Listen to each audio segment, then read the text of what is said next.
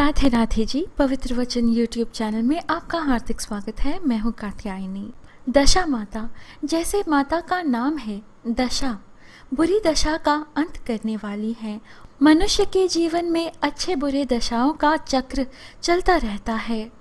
बुरी दशा का अंत कर अच्छे दशा का आगमन करने हेतु दशा माता का व्रत पूजन किया जाता है। आइए इस वीडियो में हम दशा माता की व्रत कथा सुने।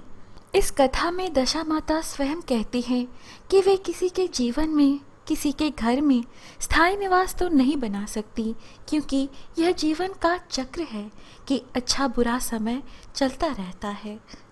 परंतु जो भक्त बुरी दशा से पीड़ित माता को स्मरण करता है, दिल से उन्हें याद करता है, माता उसकी रक्षा में जरूर दर्शन देती हैं। दशा माता की व्रत कथा इस प्रकार है। एक राजा था, उसकी 2 रानियां थीं। बड़ी रानी के संतान नहीं थी, छोटी रानी के पुत्र था। राजा छोटी रानी और राजकुमार को बहुत प्यार करता था। बड़ी रानी छोटी रानी से ईर्ष्या करने लगी।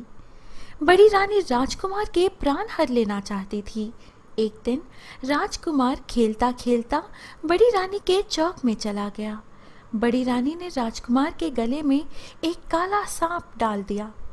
छोटी रानी दशा माता का व्रत करती थी। राजकुमार दशा माता का ही दिया हुआ था। दशा माता की कृपा से राजकुमार के गले में सांप बिना नुकसान पहुंचाए चला गया। दूसरे दिन बड़ी रानी ने लड्डुओं में जहर मिलाकर राजकुमार को खाने के लिए दिए। राजकुमार जैसे ही लड्डू खाने लगा तो दशा माता एक दासी का रूप धारण कर आई और राजकुमार के हाथ से लड्डू छीन लिए। बड़ी रानी का यह वार भी खाली गया। रानी को बड़ी चिंता हुई कि किसी भी तरह से राजकुमार को मारना है। तीसरे दिन जब राजकुमार फिर बड़ी रानी के आंगन में खेलने गया तो रानी ने उसे पकड़कर गहरे कुएं में धकेल दिया।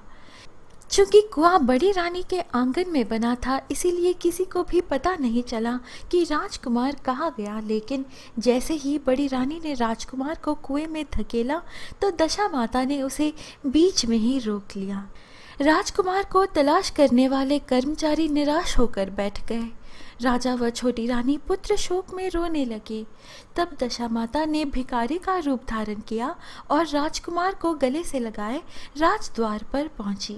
वह राजकुमार को एक वस्त्र में छिपाए हुए भिक्षा मांगने लगी। सिपाहियों ने उसे दुत्कार कर कहा, तुझे भिक्षा के पड़ी है और यहाँ राजकुमार खो गया है। इस पर दशा माता बोली, भाइयों, पुण्य का प्रभाव बड़ा ही विचित्र होता है। यदि मुझे भिक्षा मिल जाए तो संभव है कि खोया हुआ राजकुमार तुम लोगों को मिल जाए।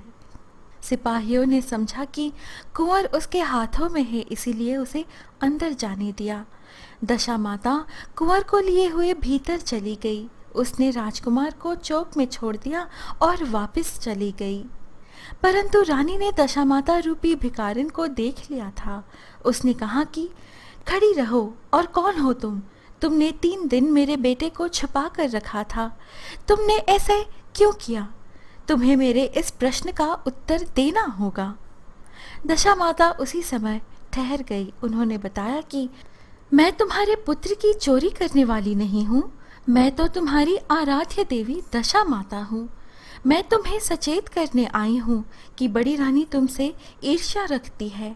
वह तुम्हारे पुत्र के प्राण हर लेना चाहती है। एक बार उसने तुम्हारे पुत्र के गले में काला सांप डाला था, जिसे मैंने भगाया। दूसरी बार उसने इसे विष के लड्डू खाने को दिए थे, जिन्हें मैंने उसके हाथों से छीन लिए थे। इस बार उसने तुम्हारे राजकुमार को अपने आंगन के कुएं में धकेल दिया था और मैंने इस बीच में ही रोक कर रक्षा की। इस समय मैं भिखारिन के वेश में तुम्हें सचेत करने आई हूँ। यह सुनकर छोटी रानी दशा माता के पैरों में गिरकर क्षमा मांगने लगी। छोटी रानी विनीत भाव से बोली, जैसी कृपा आपने मुझ पर दर्शन देकर की है, मैं चाहती हूँ कि आप सदैव इस महल में निवास करें। मुझसे जो सेवा पूजा होगी मैं करूँगी।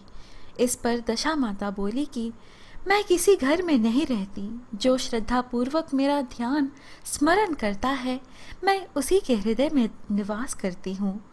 मैंने तुम्हें साक्षात दर्शन दिए हैं, इसलिए तुम सुहागिनों को बुलाकर उन्हें यथाविधि आदर सत्कार के साथ भोजन कराओ और नगर में ढिंडोरा पिटवा दो कि सभी लोग मेरा डोरा ले और व्रत करें। इतना कहकर दशा माता अंतर ध्यान हो गई। रानी ने अपने राज्य की सभी सौभाग्यवती स्त्रियों को निमंत्रण देकर बुलाया और उपटन से लेकर शिरोभूषण श्रृंगार कर उनकी यथाविधि सेवा कर भोजन करवाया और दक्षिणा में गहने आदि देकर विदा किया। रानी ने अपने राज्य में ढिंडोरा पिटवा दिया कि अब से सब लोग दशा माता का डोरा लिया करें। सभी प्यार से बोले, जय दशा माता की। भक्तों, यह है आज की प्रस्तुति। आशा है आपको यह वीडियो अच्छी लगी। इस प्रकार के और वीडियोस पाने के लिए कृपया हमारे YouTube चैनल पवित्र वचन को सब्सक्राइब करें। हम फिर मिलेंगे अगली वीडियो में। जय माता दी।